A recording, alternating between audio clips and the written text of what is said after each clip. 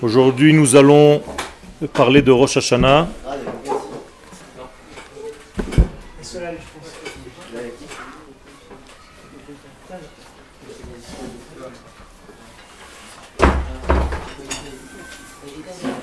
Et précisément de quel niveau nous sortons quitte du jugement qui s'opère ce jour-là dans le monde. Il faut comprendre que le jugement de Rosh Hashanah vient du fait que le monde revient à sa source.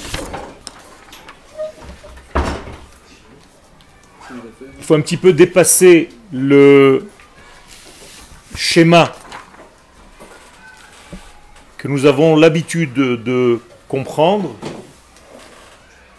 qu'Akadosh Baruch Hu est assis et qu'il juge tous les êtres qui passent devant lui.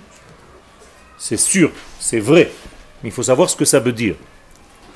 Ça veut dire que, en fait, le monde est jugé par rapport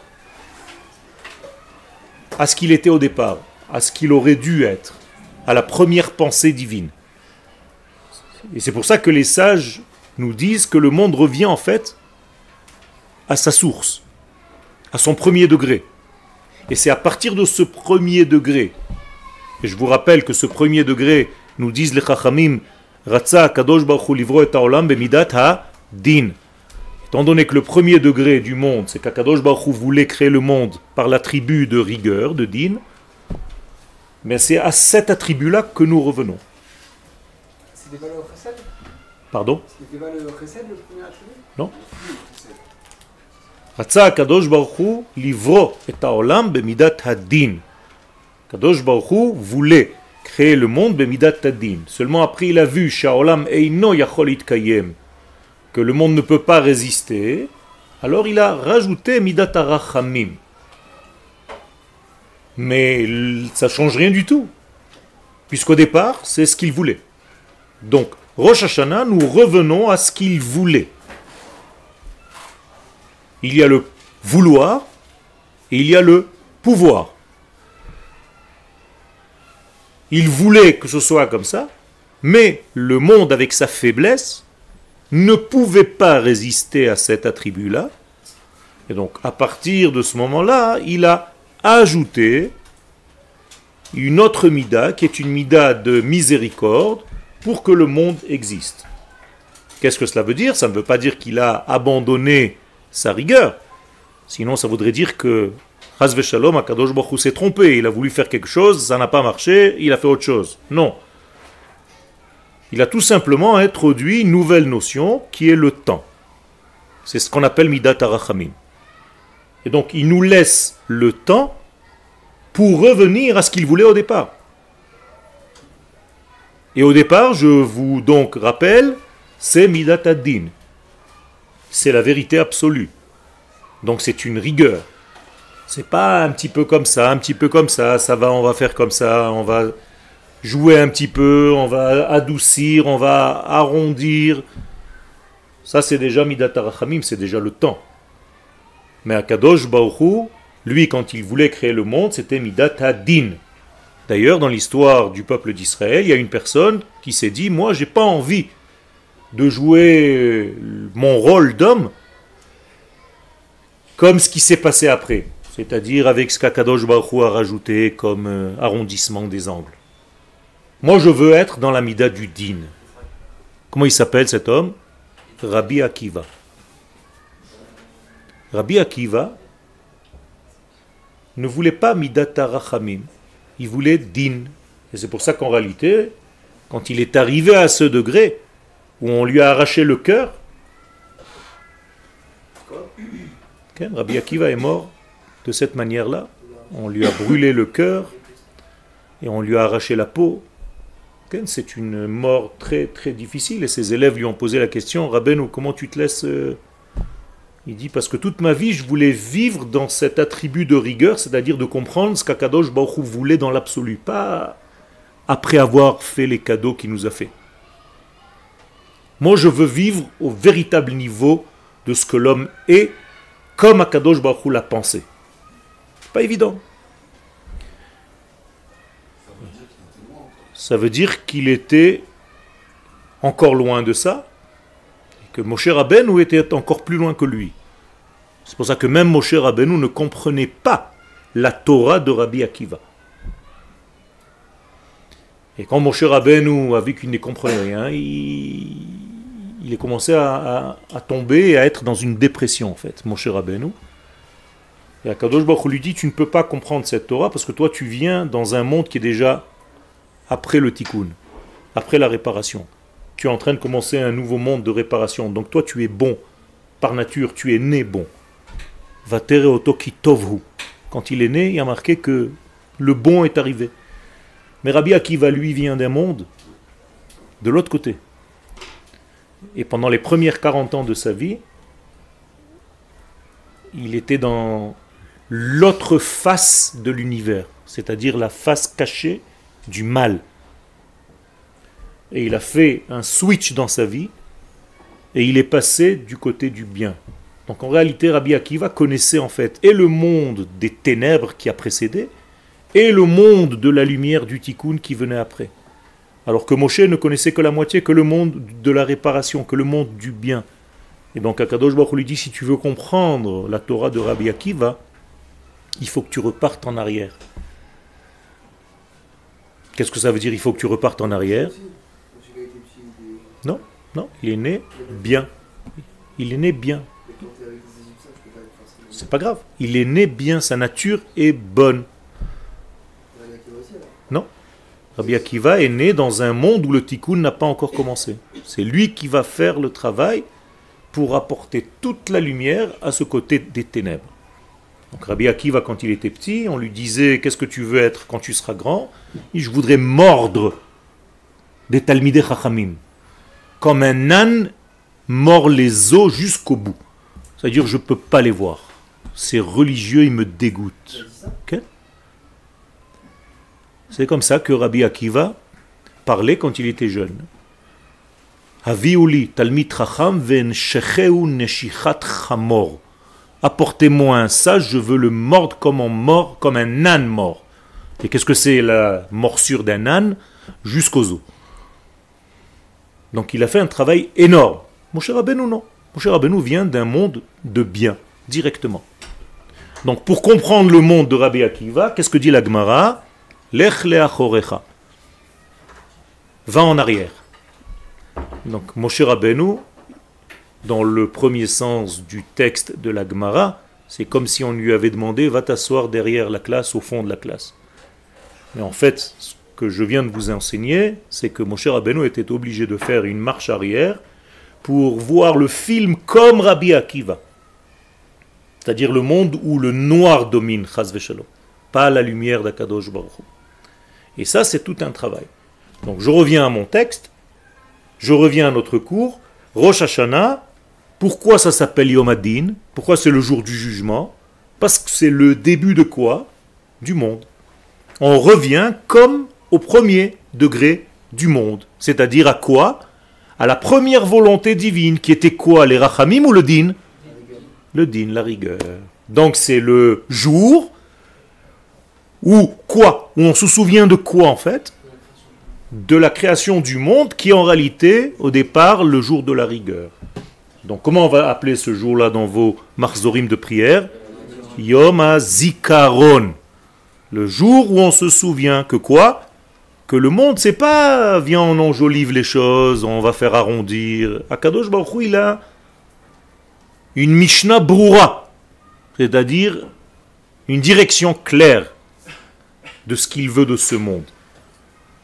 Oui, c'est vrai, nous sommes un petit peu faibles, alors il a arrondi les ongles et tout ça, mais... Ken? Alors, Yom Kippourim, c'est Midat HaRachamim plus Nachol. C'est ça?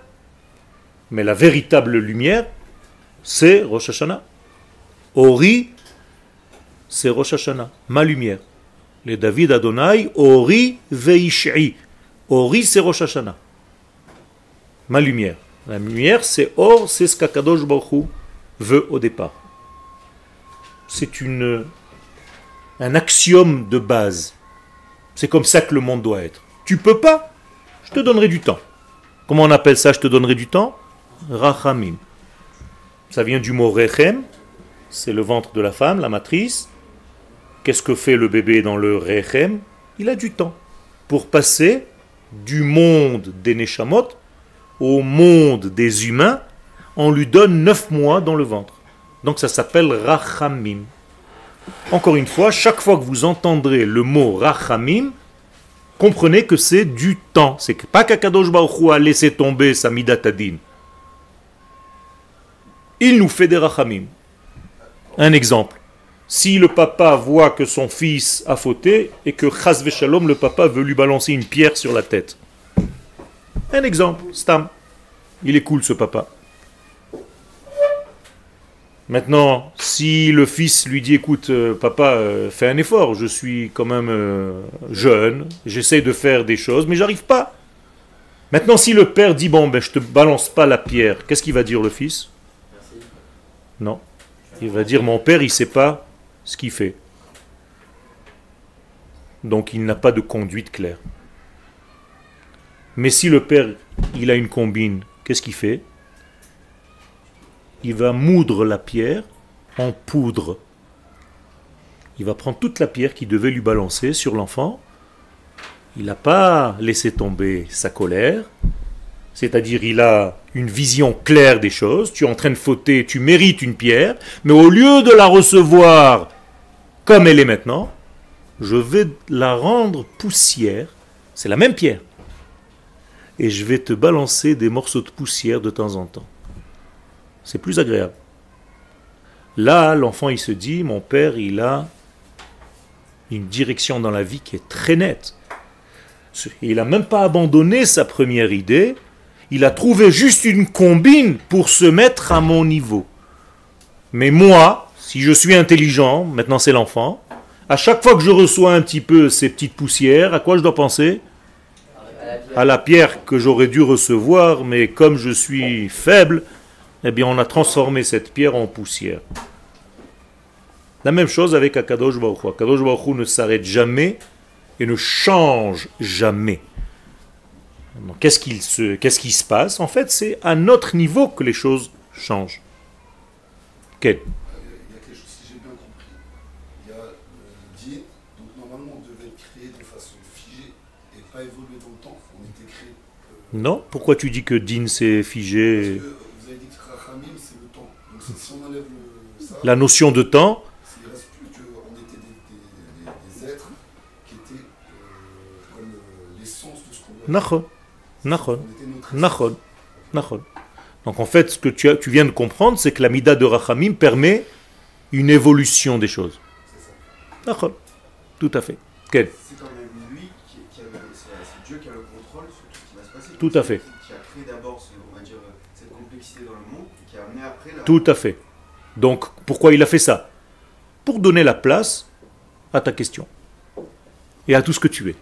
C'est-à-dire qu'en fait, il joue notre jeu.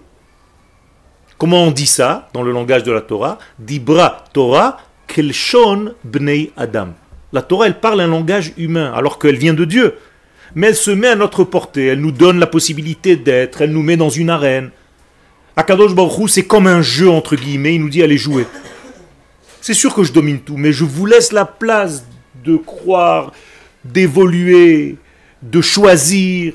Tout ça, c'est dans mon jeu à moi, dans mon rêve à moi. Mais vous êtes des acteurs. Et vous allez avoir vraiment l'impression que vous faites tout. Tu as raison. Quel? Je comprends tout à fait ce que vous venez de dire, mais dans la manière dont vous avez raconté le fait qu'il voulait d'abord le din et qu'il a rajouté le rachamim parce qu'il a senti qu'il n'était pas capable, dans ce cas-là, ça donne l'impression que comment est-ce qu'il peut créer une créature sans savoir au préalable que le din ne suffira pas? Là, Il le sait. Il le sait. Tu poses la même question que lui. C'est-à-dire, Akadosh Baruch Hu sait tout depuis le début jusqu'à la fin. Mais pour nous, c'est une leçon. Si au départ il crée Midat Hadin, le monde avec Midat Hadin, et qu'après il me rajoute quelque chose, moi comme élève intelligent, à quoi je dois aspirer? À Midat Hadin, parce que c'est en réalité la vérité du début. Alors c'est vrai qu'il s'est mis à ma portée à un moment donné, mais moi en tant qu'élève qui veut savoir la vérité absolue, eh bien, plus je vais aller, plus je vais revenir vers Midat din. Et regardez, au niveau de la halakha, aujourd'hui la halakha est comme Bet Hillel ou Bet Shammai? Bet Hillel, qui est Rachamim ou din. Et on va bientôt, à la fin des temps, revenir comme Bet Shammai, qui est Midat ha din. Maintenant, vous comprenez pourquoi. Bevadaï. Ça veut dire que Bet Shammai, qu'est-ce qu'il voulait lui? Les choses comme au départ. Pas au niveau de l'homme.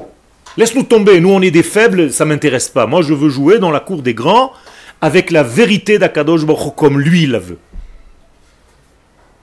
Eh bien à la fin des temps, comme on est en train de se rapprocher, en fait de revenir vers cette source, la halakha sera à la fin comme Bet Shammai. Alors que pour l'instant, pendant tout le temps de la vie, elle était comme Bet Hillel parce qu'on est encore faible. Est-ce que vous comprenez cette notion? Et les deux ont raison. Alors ça dépend de quoi en fait? Tout dépend de quoi dans notre monde? Du temps. Ken? Est-ce que ça veut dire que dans les mitzvot que nous accomplissons quotidiennement, est-ce qu'il est bon d'ajouter des khumrot, etc., ou il faut rester avec Hillel? Ça dépend qui tu es. Et même si tu rajoutes des khumrot, elles ne t'incombent qu'à toi. Tu n'as pas le droit de les rajouter sur les autres.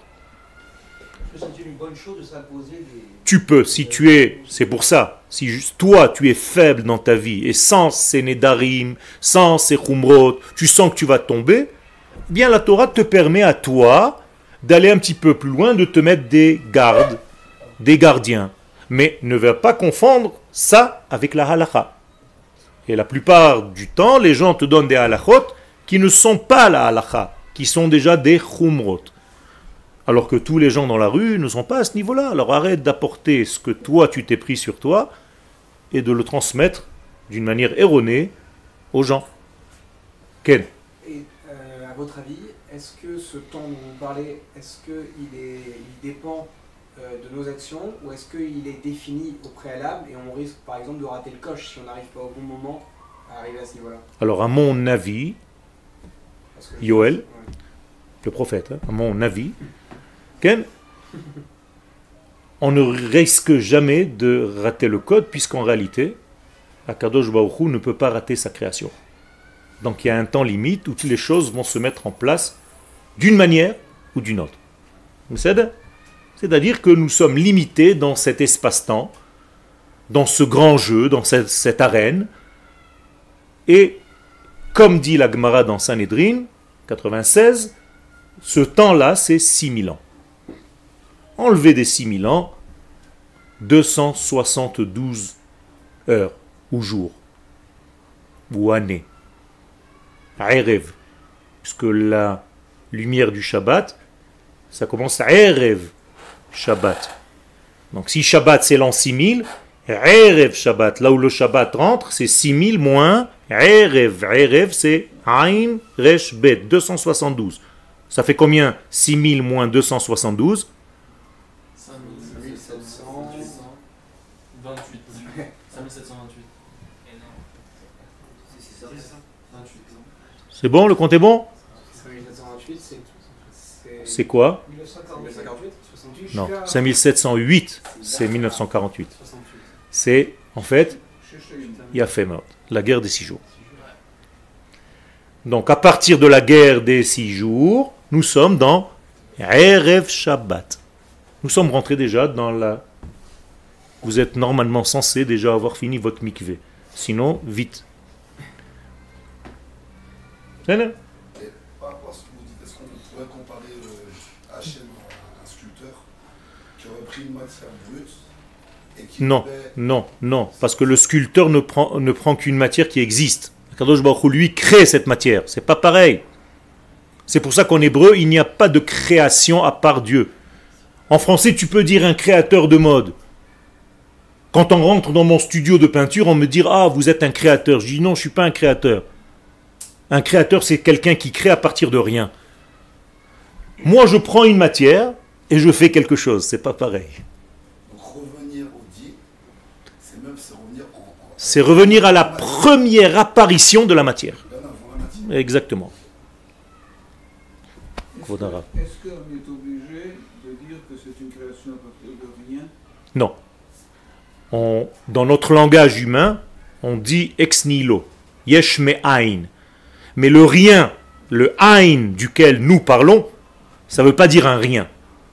C'est encore une notion de Kabbalah que mon maître est beaucoup plus à même que moi d'en parler. Donc le ain, le rien en question, c'est pas un rien. C'est un plein de quelque chose que je ne connais pas, moi. Alors pour moi, il s'appelle rien. Mais en fait, c'est tout. Qu'est-ce qui explique selon vous que le Shabbat commence à la guerre des 6 jours et non pas Yom Ha'atzmaut? Le Shabbat doit commencer à partir du moment où tu touches le point ultime de ta vie. Yom Ha'atzmaut, on est rentré sur la terre d'Israël, mais on n'a pas touché encore le point culminant qui, lui, est apparu seulement à la guerre des 6 jours. Et le point culminant n'étant pas encore touché, on n'est pas encore véritablement dans le Shabbat. Quand on rentrera dans le Shabbat réellement, il y aura déjà le Bet Amikdash. Donc c'est un accès petit à petit. Ça, d'ailleurs, ça s'inscrit dans le Lech Lecha de Abraham. Le Lech Lecha, c'est pas directement, on n'arrive pas directement. On arrive petit à petit. Et dans notre vie, c'est pareil. Tout doucement. Là, peut-être vous êtes arrivé dans votre vie à Eretz Israël, dans votre vie. Mais à un moment donné, vous allez devoir arriver à votre Jérusalem, à vous, dans votre vie. Et à la fin de votre vie, je vous souhaite d'arriver à votre Beth Amikdash intérieur. Vous comprenez ce que je suis en train de raconter? Tout ce qui se passe à l'extérieur, ça se passe à l'intérieur de votre être aussi. Donc c'est une évolution permanente pour arriver vers quoi? Vers la volonté première de Dieu. Comment on dit volonté en hébreu? Donc c'est la racine du mot Eretz. Donc El Haaretz Asher Areka, vers la volonté première. Donc qu'est-ce que c'est le Ratzon? Ratza Kadosh Baruch Hu livro et haolam bemidat ha-din. Donc le véritable Ratzon d'Akadosh Baruch Hu, c'est midat ha-din. Et pour l'instant, on est dans midat ha-rachamim, et tout doucement,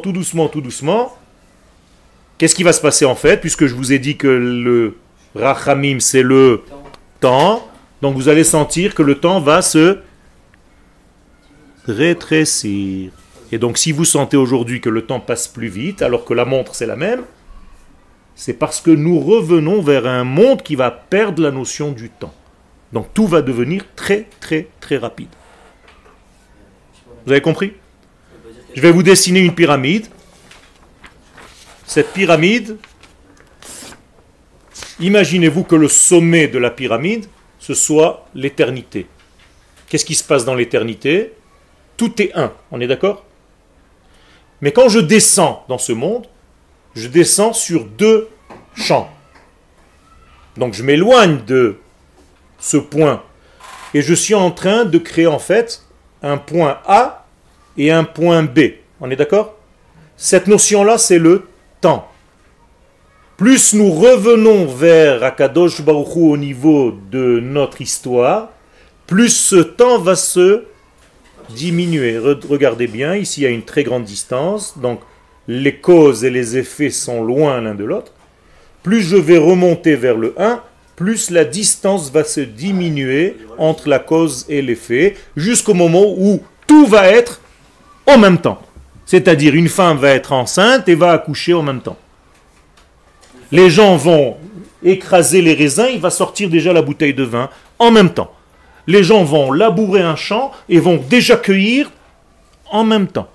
Ce sont des prophéties, à mon avis. Okay. À mon avis, hein, c'était le jeu de mots. Exactement. Donc, les Yemot HaMashiach, au moment où on se rapproche, où Akadosh Baruch Hu nous envoie déjà cette grande lumière, il n'y a plus beaucoup de temps. Et d'ailleurs, il n'y a plus de possibilité, en fait, même de changer d'avis. Et c'est pour ça qu'on ne peut plus convertir les Yemot HaMashiach. Il n'y aura plus de conversion, puisque ça y est, on est déjà au bout du temps. Il y aura encore une autre forme de chose, mais ce n'est pas le but du cours. Quel?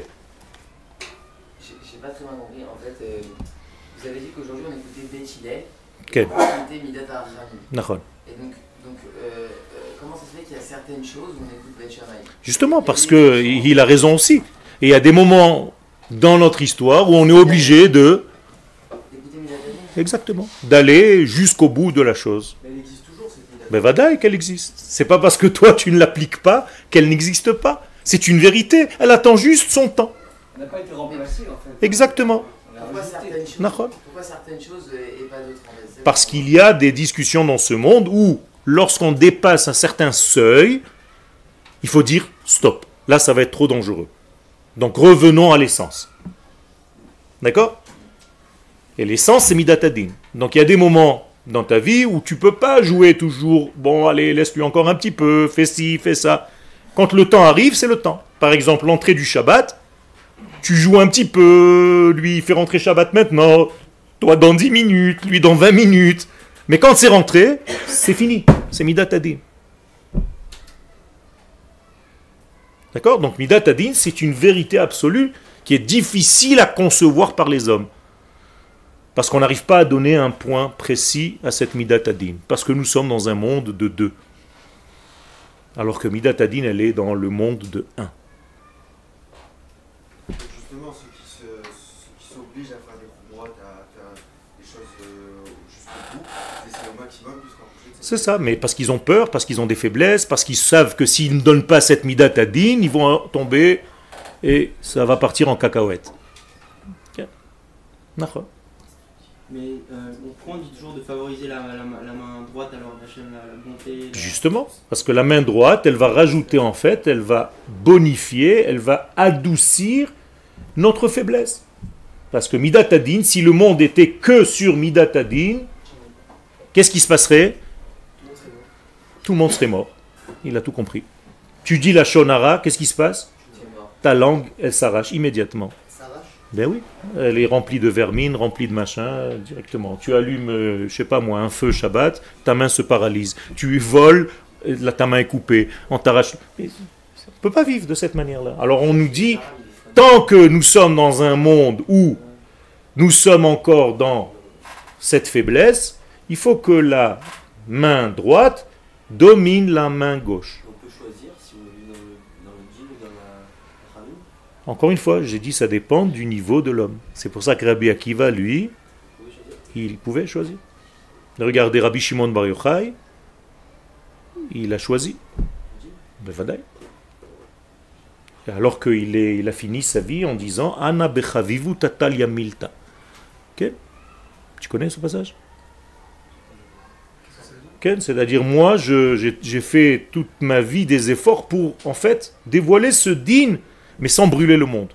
D'ailleurs, quand il est sorti avec son fils de la caverne, vous comprenez maintenant pourquoi chaque chose qu'il voyait, il le brûlait immédiatement. C'est quoi ça? C'est Midata? Din, c'est la vérité absolue, tu dois mourir. Alors le monde, Akadosh Baruch Hu, qui appartient au monde de la vie, qu'est-ce qu'il lui dit? Si tu es sorti pour détruire le monde, repars dans ta caverne. Et à Kadosh Baruch Hu, qu'est-ce qu'il dit à Rabbi Shimon Bar Yochai? Mais moi je fais ça pour toi. Il dit d'accord, mais si tu me fais ça pour moi, sache que les gens ne sont pas au même niveau que toi. Respecte un petit peu le temps. C'est d'ailleurs les gens qui sont impatients. Il y a des gens qui, par exemple, n'ont pas la patience des gens qui pensent moins vite qu'eux. Vous connaissez ça? Il y a des gens qui sont tellement intelligents, leur intelligence va tellement vite, que quand tu vois en face de toi quelqu'un qui traîne et qui ne comprend pas, misken, il a l'air d'un âne comme ça à côté, toi à côté, au lieu de l'aider, tu lui dis, mais tu es un bourricot, tu ne comprends pas. Et non, je ne comprends pas, je suis un petit peu plus lent que toi, tu peux me respecter? Ça, c'est difficile, c'est ça l'orgueil. C'est-à-dire, faites attention, il y a des gens qui, pour faire sortir une voiture d'un garage, il leur faut 200 manœuvres. Et toi, quand tu regardes ça, tu es là, tu te dis, misken, mais comment il a eu son permis? Comment elle a eu son permis? Vous rigolez plus hein, quand je dis elle. Hein? Alors il faut savoir que Akadosh Baruch Hu veut un monde avec cette patience-là. Là, je comprends pas, dans son essence, Hachem il a aussi la bonté et aussi le din. Alors pourquoi le but c'est juste le din? Parce que le din c'est une vérité absolue, même s'il a tout, tu as raison. Mais c'est tellement pointu, c'est-à-dire que les causes et les résultats se touchent. Et c'est ça ce qu'on appelle le din. C'est que c'est immédiat. Harav veyoledet yardav. Comme j'ai cité tout à l'heure les prophètes. C'est-à-dire une femme enceinte qui accouche. Ce n'est pas de Yoel, hein, c'est une prophétie, tout ce que je vous ai dit tout à l'heure. Venigash choresh bakotzer. Vedorech anavim bemoshe chazara. Je vous cite des versets. Ken? Tout ça, c'est immédiat. Donc, cet immédiatement, en hébreu, miyad, c'est la même racine, c'est parce que chez Akadosh Baruch Hu, qu'est-ce qui n'existe pas? Le temps. D'accord? Le temps n'existe pas chez lui. Donc, il ne change pas. Il n'est pas soumis au changement. Qu'est-ce qui fait en sorte que tu puisses changer? C'est parce que tu es lié au temps. C'est pour ça qu'en hébreu, les shanot, changer, vient du mot shana, shnia. C'est tout, c'est un changement. Et pour changer, il faut 2 points. Donc, quelle est la plus petite mesure du temps? La seconde. Donc, il faut 2 points. En hébreu, shnia, shnai. Pourquoi la seconde?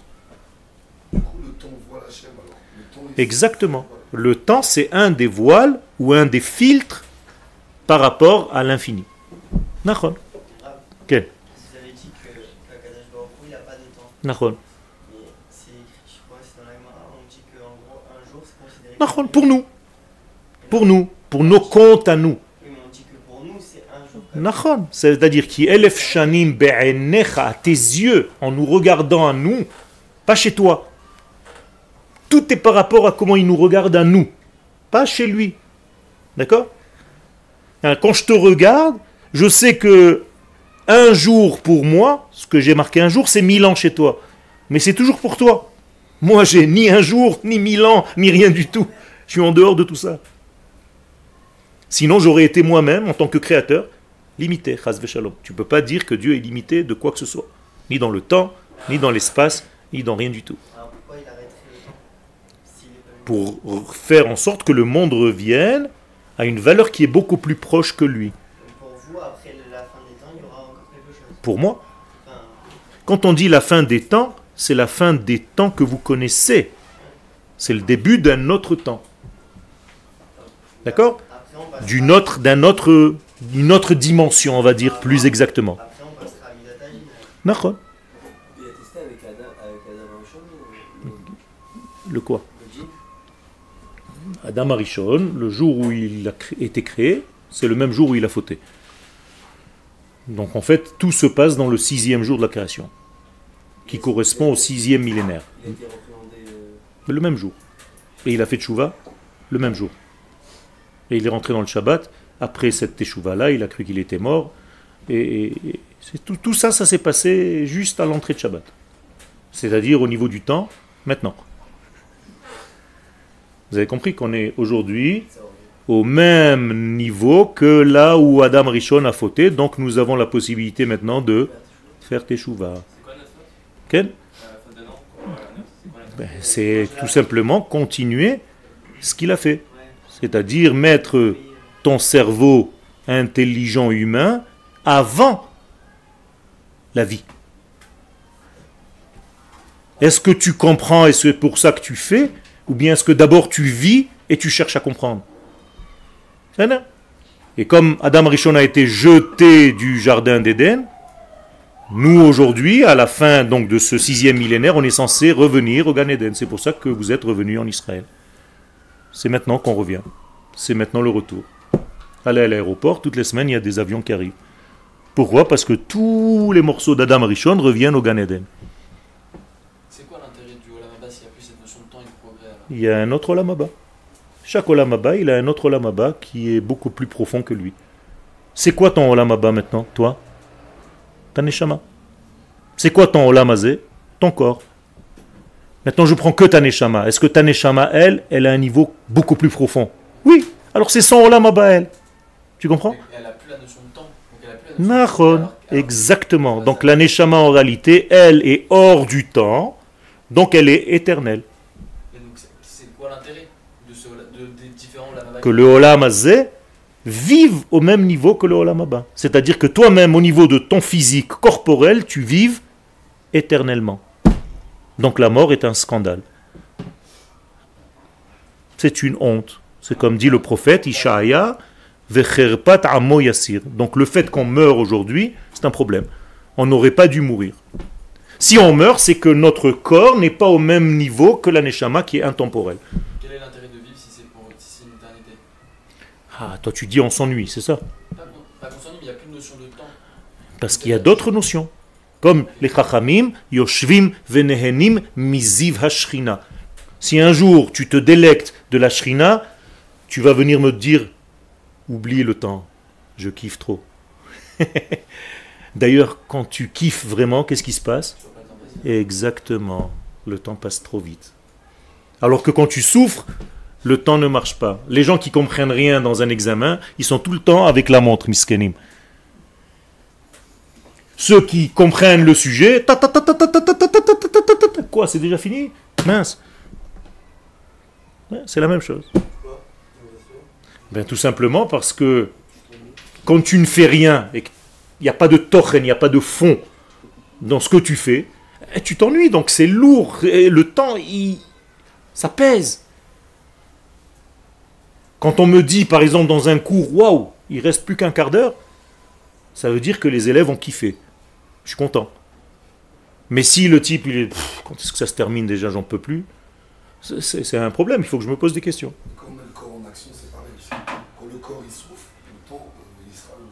C'est-à-dire que Exactement. le temps du corps est plus long. Exactement, c'est pour ça qu'en réalité, le véritable exercice que nous devons faire dans ce monde, c'est d'amener le corps à vivre au même niveau que la neshama. Ça, c'est pas vraiment possible. C'est possible. C'est possible. Il y a eu 5 personnages bibliques qui sont arrivés à ce niveau-là et qui vivent aujourd'hui même dans une autre dimension avec leur corps. Okay? L'un d'entre eux, c'est Eliyahu Hanavi. Le deuxième, c'est Hanor. Le troisième, c'est Amram. Cherchez les deux autres. Okay? Donc, il faut savoir qu'il y arrive, on peut arriver à ça. Et qu'est-ce qui se passe en fait? Le corps ne devient plus un obstacle, une chatzitza. Il n'y a plus de chatzitza, il n'y a plus de chutz. Chatzitza, ça vient du mot extérieur, chutz. Tout devient pnim. Il faut manger. Nachon, tu peux manger d'une autre manière. Et Moshe Rabbeinu, comment il a mangé? Alors, comment il a fait? Lechem lo achal ou maim lo shata. Alors, de quoi il s'est nourri? D'amour et d'eau fraîche? Même pas. Hein? Il a fait. Ça veut dire quoi? Ça veut dire que tu peux te nourrir d'un autre degré. Yom Kippourim, c'est un jour de jeûne, du corps. Mais la Neshama, elle jeûne. Au contraire, elle est en pleine jouissance. Ta Neshama, Yom Kippourim, elle est en train de manger comme jamais elle a mangé. Il n'y a que ton corps qui a faim. Ve'ini temet nafshotechem, nefesh, c'est que ton corps animal. Ta Neshama, Yom Kippourim, elle se dit, mais donne-moi encore une journée comme ça. Ton corps, lui, il n'en peut plus. Hein. Pourquoi? Parce qu'il y a toujours un dialogue entre eux. Bon, ça va, je t'ai donné un kiff, j'ai pris une place à la synagogue, je suis venu m'installer à côté de toi. Toi, tu kiffes, mais moi, oh! Hein? Est-ce que Amalek a réussi le même tour de... Il a fait mode. Amalek, c'est celui qui fait exactement l'inverse. C'est-à-dire, il fait la séparation entre le corps et la neshama. Et c'est pour ça qu'il coupe entre le haut niveau et le bas niveau, entre le niveau intérieur et le niveau extérieur. Asher karcha baderech, c'est ça qui t'a refroidi. Kiyad al-kes ya. Il a transformé le nom de Dieu Yud, Ke, Vav, Ke. Il reste plus que Yud, He. Et il est où le Vav, He? Il a séparé entre les deux. C'est ça, Amalek. C'est une bonne explication. J'ai pas bien compris. Tu n'as pas compris? Lui, il a compris. Regarde, maintenant, il est devenu dans une jouissance totale. C'est-à-dire le nom de Dieu, qui est l'expression de la vie. Yud, He, Vav et He. Dans le verset qui parle de Amalek, il y a marqué Kiyad al-kes ya milchama lachem ba'amalek midor dor. Comme ça dit le verset. Je te traduis. Amalek, qu'est-ce qu'il fait? Il met sa main dans 2 lettres de cette vie, du nom de Dieu. C'est-à-dire, il va cacher ou le Yud et le He, ou le Vav et le He. Toujours est-il que ça coupe le nom en 2. Or, le Yud et le He, c'est l'intérieur, et le Vav et le He, c'est l'extérieur. Donc, qu'est-ce qu'il fait Amalek en fait? Il sépare ton âme de ton corps. D'accord. D'accord, c'est un jeu de mots. Alors ça, j'ai compris. Voilà, j'ai compris, donc par rapport à ce qu'il nous fait à nous. Ouais. Et par rapport au fait qu'il revient sans cesse comme si... Justement, c'est ça ton exercice. C'est-à-dire, on te fait passer toujours le même examen. Est-ce que tu es capable de vivre corps et âme en même temps, ou chaque fois tu tombes dans le piège où on sépare ton corps de ton âme? C'est tout. Ne crois pas que c'est une force... Ken, on a trop de dessins en tête. On a l'impression que le Satan, c'est... avec des cornes et une fourche du Club Med. C'est possible que tu le trouves au Club Med, mais bon. Donc il a pris le monde à Malek. Exactement. Il sépare en fait. Il dit à Dieu, reste en haut, laisse-nous vivre en bas tranquille, on n'a pas besoin de tes valeurs. Lâche-nous la grappe. Ken? C'est quoi le problème d'être que âme? Le problème d'être que âme. Que âme. Ouais, c'est en mode. Vous avez dit, soit on cache là, on est que corps ou que âme. Ah, que âme en français. Oui. Je croyais âme en hébreu. Le problème, c'est d'être des âmes sans corps. Kadosh Baruch Hu, il a créé des corps. Il n'a pas créé que des âmes. Les âmes, s'il voulait, il était tranquille avec les Neshamot. Pourquoi il t'a fait venir sur terre? C'est pas péché. C'est ça le problème des religieux. Les religieux, malheureusement, qu'est-ce qu'ils disent? Que le corps ne vaut rien. C'est pas vrai. Chas v'chalila, c'est pas ce que la Torah elle dit. Si le corps ne valait rien, mets-le dans un sac plastique, poubelle, et jette-le. C'est fini.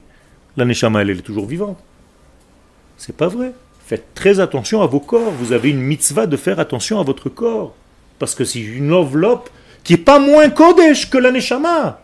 C'est lui qui a créé les deux. Attention, il n'a pas moins créé le corps que l'âme. Donc tu dois faire attention et à ton corps et à ton âme. C'est ça toute la Torah du Machon Meir, Rabotai. C'est que le peuple d'Israël n'est pas juste une vapeur à étudier la Torah n'importe où dans le monde. Il lui faut un corps national, c'est la terre d'Israël. C'est pour ça que la Torah donne des frontières à cette Torah, la terre d'Israël. Pourquoi donner des frontières? Si la Torah était une religion, j'ai pas besoin de frontières, je peux faire ma religion à Tombouctou. Non, c'est parce que l'aneshama a besoin d'un corps. Et le corps de la nation, c'est la terre d'Israël. Donc attention à séparer le corps et l'âme. Ça, c'est chas v'shalom de la religion. Et la religion, ce n'est pas du judaïsme. Il fait la religion.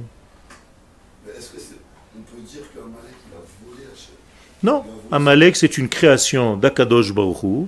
Et chaque fois qu'il réussit, Akadosh Baruch Hu lui dit Chazak ou Baruch, tu as fait ce que je t'ai demandé de faire.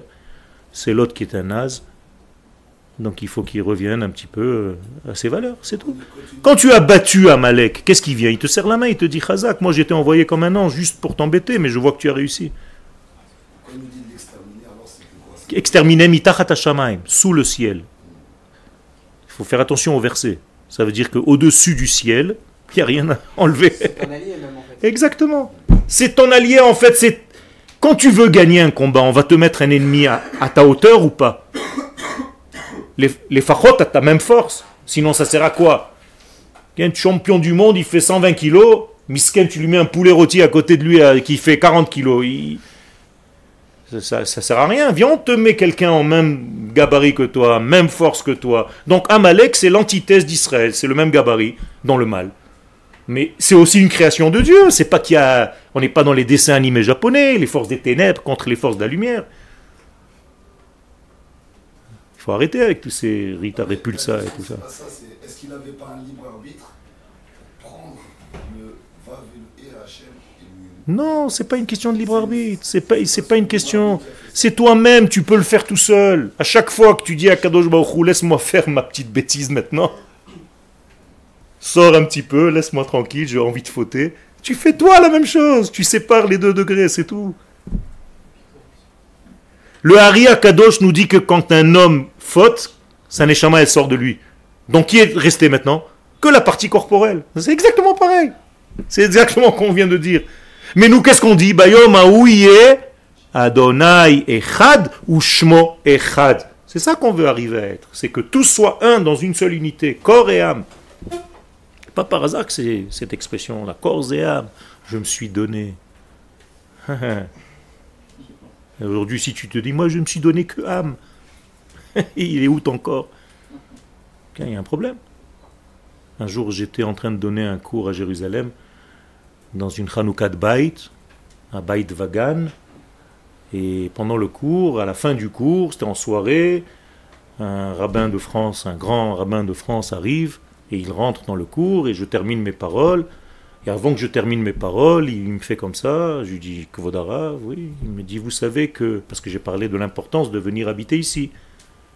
Alors il me dit, vous savez que nous qui vivons encore en France, nous avons notre cœur là-bas, notre corps là-bas, mais notre cœur est ici. Je lui dis, monsieur, vous êtes un grand rabbin. Ça s'appelle de la schizophrénie.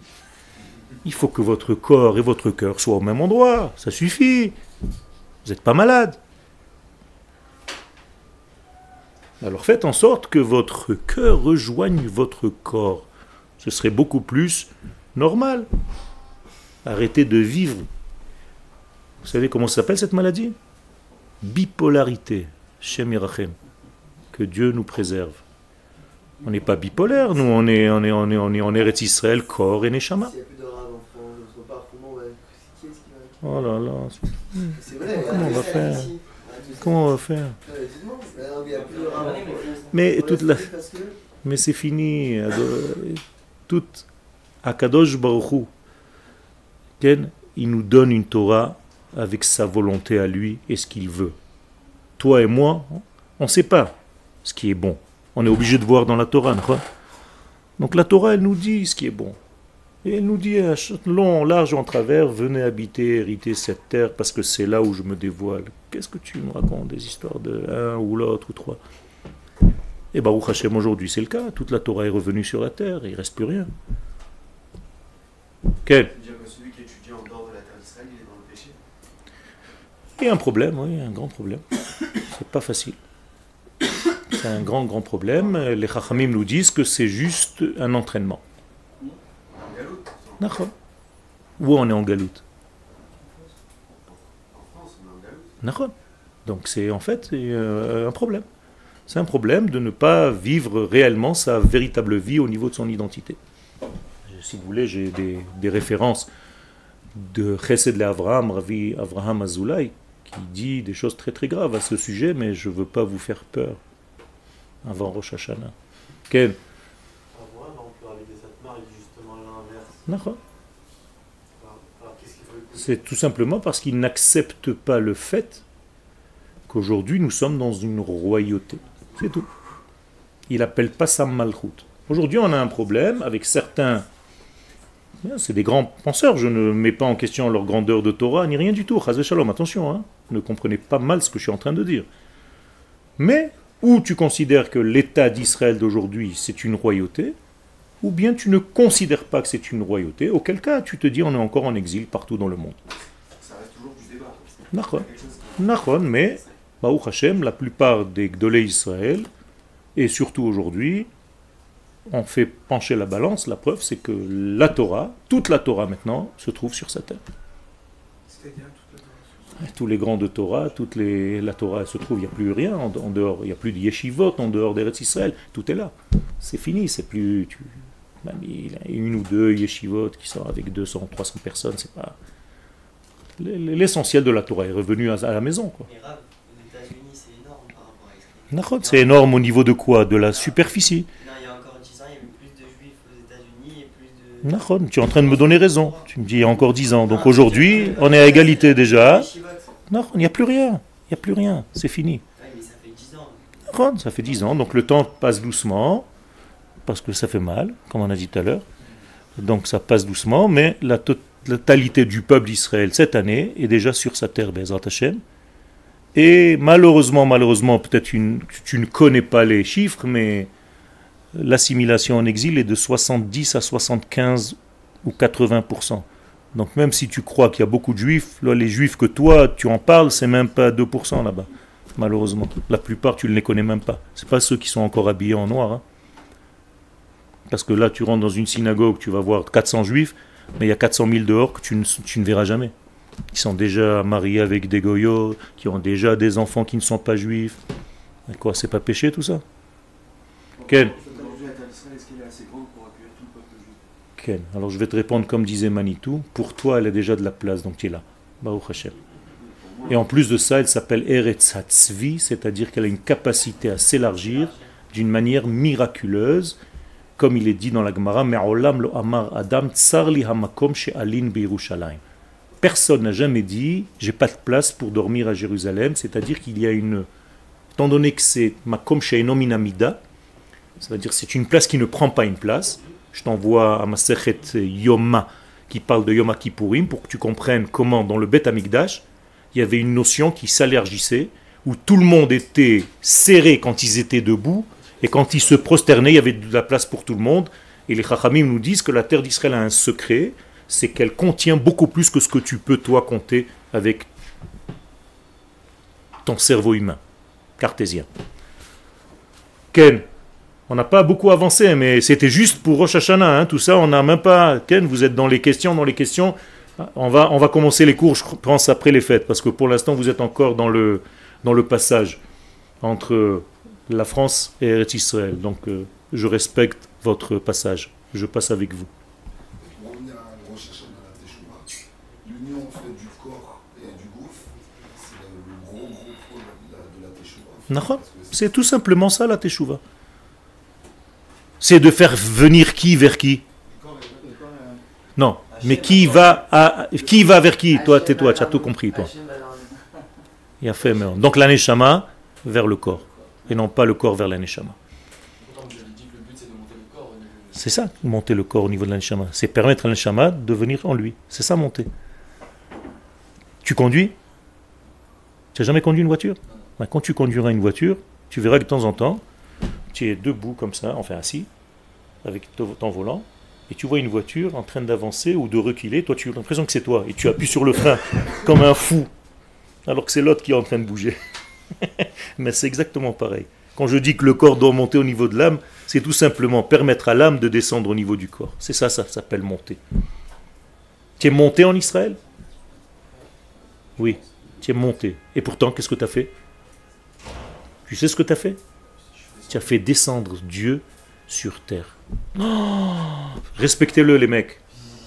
Attention, c'est un tzaddik qui vient de faire descendre Dieu sur terre avec 1,5 kg de plus, grâce à lui. C'est pour ça qu'on grossit quand même.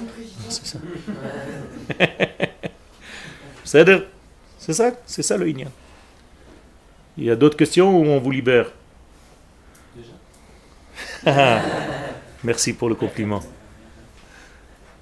טוב, תודה רבה, שנה טובה לכולכם.